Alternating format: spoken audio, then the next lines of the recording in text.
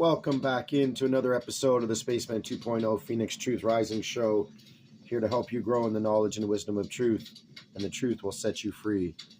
So we're going to get back into, and they call his name Emmanuel. I am SANANDA, redeeming Judas Iscarioth as the true scribe of Jesus, Emmanuel, and now known as SANANDA. With that being said, let's get right back into part 10. Chapter 3, recording number 2, Iscarioth, Emmanuel, SANANDA. Monday, August 1989, 12 p.m., year 2, day 356. And at that day, it was Monday, August 7, 1989. Let us continue, Dharma, SANANDA here in the light, that you receive in clarity and comfort. Let us return to Judas Iscarioth, that you can continue of your scribing from the ancient scrolls. These scrolls are in safekeeping to be again brought onto you ones, in security, at the proper sequence. I do not like to refuse response unto your questions, so let us please request that you accept our sequence of events and writings, and not overponder or outthink thy higher brethren. There is safety in thy ignorance, and too much speculation brings danger, the same as if it were true rather than conceptual. If this is not honored, we will refrain from sharing any of the documents of translation, even among the small group. You ones get most ebullient, and radiance emanates from you like a lighthouse. Ebullient. It's a hard word to say. Caution shall be thy password. Please do not cause us the necessity of delay in that which might be already be planned. You are monitored most carefully, beloved ones. As these writings are put to publication, I request that the conversations with Dharma, as well as any instructions, be also published in sequences brought forth. Ones of you who do the setup can label or entitle the separate portions in suitable fashion. These conversations, however, must be included, for there is great purpose therein. So be it. I relinquish to Judas. Salut. I move to stand by. Greetings, Dharma. Judas here, that we might continue from the prior session. We will now return to the scrolls.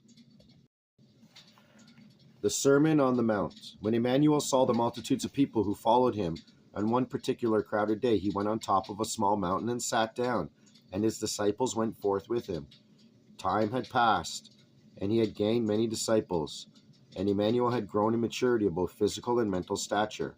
There was much questioning about how one goes forth in the physical, and how one should practice life, that they might be blessed in the sight of God and the celestial sons, and be in balance and harmony with the creation. He spoke thusly unto them. Blessed are they who are rich in spirit and recognize the truth, for life belongs to them. Blessed are they who lament, for they shall see the truth therein, and shall be comforted. Blessed are those who hunger and thirst for truth and knowledge, for they shall be satisfied and given wisdom. Blessed are they who obey the law of nature and the creation, for they live according to the plan of the creation. Blessed are they who have a clear conscience and who listen unto their conscience in truth, for they need not fear. Blessed are they who believe in the creation, for they do not follow false teachings. Blessed are the righteous, for nature is subject unto them. Blessed art thou when men shall revile you because of our teachings, and because of me persecute you and falsely speak evil against you. Rejoice and be comforted, for life and the new life will reward you. Thusly did they persecute the prophets who were here before you. You are the salt of the earth. When the salt loses its savor, with what will you salt? It is of no further use except to be thrown out and stepped on by the people. You are the light of the world. The city that is on top of a mountain cannot remain hidden. Neither do men light a candle and put it under a bushel, but rather place it on a candlestick, and it gives light to all the people in the house. Let your light so shine before the people, so that they will see your good works and recognize the truth of your knowledge. Do not think that I have come to dissolve the law or the prophets. I have not come to dissolve, but to fulfill and to reveal knowledge. Thusly, I tell you the truth. Until heaven and earth vanish, not the smallest letter, nor one iota of the law of creation and the laws of nature will disappear, until all has been fulfilled. justice, the laws of nature, and of truth. He who violates the smallest law or violates the smallest commandment and teaches people falsely will be called the least.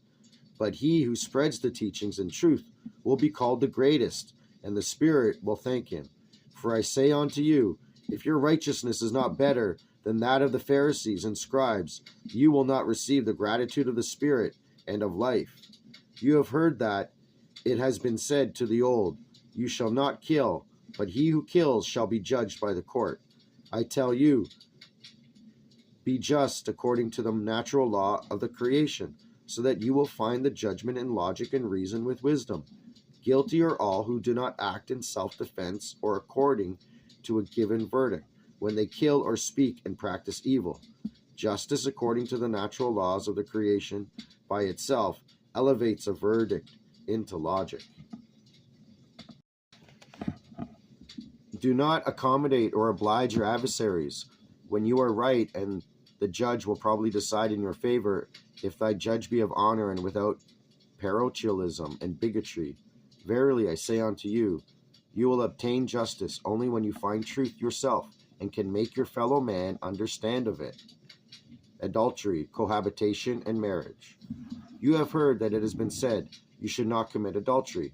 But I tell you, he who cohabits with someone other than his spouse and practices in the manner of one's bounded in marriage with such commitment should be caused to terminate such condition and circumstance, for it is unworthy of mankind, abhorrent and filled with lascivious selfishness for physical pleasure, without thought or responsibility onto the consequences thereof. It is in creation of unbalance and disharmony, for at all times does such activity impinge upon the justness one to another. If one practices physical pleasures with ones of the same earth species of male or female, thy physical activities will be the carriers of disease and carnal consequences, for it is against the natural laws of the creation. For in thy logical reason, it is most obviously incorrect and ill-intended. If your right or left eye vexes you, pull it out and throw it away from you. It is better that only one of your limbs be ruined and not thy entire body. If a thought beleaguers you, then destroy it and ban it from your mind. It is better to destroy a thought that incites annoyance and subsequent invidious behavior, and not to bring the entire world of thought into an uproar. It is further being said, he who separates from his spouse should give him or her a letter of separation. But I tell you, he who leaves his spouse, except in the case of adultery, and I care not for the physical legal documentation, but those also who do dwell in the marriage rituals, cause the marriage to break. He who then marries one who has caused such a break is then also guilty of committing adultery. False swearing. Furthermore, you have also heard that it has been said to the old, you shall not swear falsely, but only keep your oath to God. But I tell you that you shall never swear, neither to heaven, which is infinite and cannot be measured, nor to the earth, for it passes, nor to Jerusalem, for it is not an eternal city, and it is built by the hand of man. Nor shall you swear on your own head, for you cannot change the color of a single hair, which springs forth from the root of the hair. Neither shall you swear by the memory of a person or thing, for all are fleeting. At all times let your speech be only yes, yes, or no, or no. Whatever is beyond that violates the laws. So with that being said, let's get on into an eye for an eye in the next episode. Thank you for tuning in, and I'll be back with another episode with part 11. This is the Spaceman 2.0, and out.